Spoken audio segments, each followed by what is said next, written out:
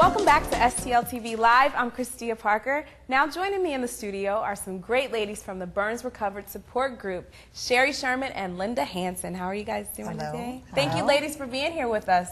Thank you for having us. Our pleasure. Now, first, we're going to talk to you a little bit. Linda, tell us about the group and how it got started. Well, Burns Recovered Support Group became a nonprofit organization in 1984. It was founded by burn survivors and some of the staff in the Burn Center at St. John's Mercy Hospital. I got involved in 1991 the hard way. Oh, wow. Well, I always say that people do what touches their heart. And in 1991, my husband was in a life-threatening car fire. The good news is he's fine. Yeah. Life is now great. But it took us into something that we never knew. And I think that that's very usual. You know, people get involved with what changes their lives, and certainly his accident changed our lives. We started off just doing volunteer work, and then in 1996 I founded our camp, Missouri Children's Burn Camp.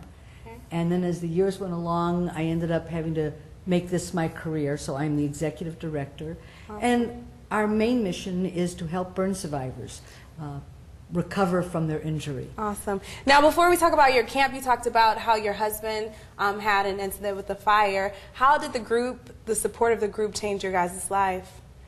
Oh, that's a terrible thing to answer.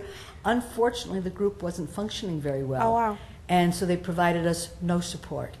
And with my husband being as injured as critically as he was, and I'm a crybaby under the best of circumstances, and no one was there to help me. So as he recovered and he became healthier, we both decided we never wanted anybody else to be in that position. Wow, so you started a camp for children. Tell us about that camp. Well, the camp is for burn-injured children who are ages 6 to 17. I jokingly make the rules so I can break the rules. This summer we had a 5-year-old at camp. Oh, wow. So, but the camp is a week-long sleepaway camp. It's in the Lake of the Ozarks. So it takes a child who is able to leave home, leave mommy, and be socially adept enough that they're comfortable being in a situation. By the time we show up at camp, between campers and counselors, we're 140, 150 people. Wow. And what types of events do you do at the camp? So what kind of things do you It's camp. They go swimming, they go water skiing, they do archery, they do high and roll rope courses, they do arts and crafts. You name it, they do it. And the purpose is for them. It's not what they're doing that's important, is the opportunity to be with other children who are burn survivors. You know, I could have scars all over my body and you wouldn't know it because they're under my clothes. And many burn survivors have what we refer to as hidden scars. So the opportunity to go to a camp and put on a swimming suit or put on shorts or a little tank top and not be stared at because of your scars. Right. You know, we shouldn't be defined by what we call the wrapping paper of our body. Right. The gift is on our inside. That's awesome. And what kind of stories have you heard from the kids, or what have you seen in result of this camp and them being able to be free?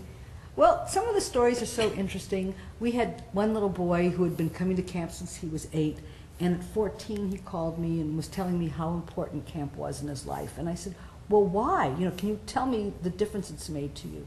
And he went ahead and talked about his scars. And this will be a little graphic, so I hope your audience will understand. But he's burned from the middle of his chest around to the middle of his back and up underneath his arm and then down. Wow. And because of where the scar is, he has no nipple on the left side of his chest. Well, imagine being a child, and was he going to go to the public swimming pool in his community? Right. No way. Because people are going to go, oh, and stare.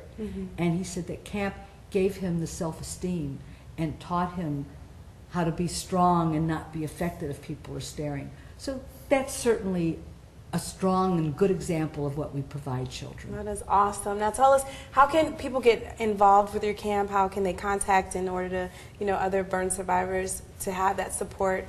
They can go to our website, which is www.brsg.org. They can contact us that way. They're welcome to call our office, and if they're here in St. Louis, it's 314-997-2999.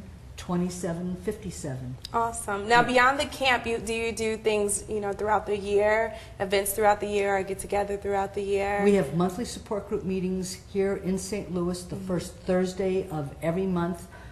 We meet at 6 o'clock, and anybody who is interested in burns is welcome to come. So if anybody wants to come to a meeting, call and double check, but please show up.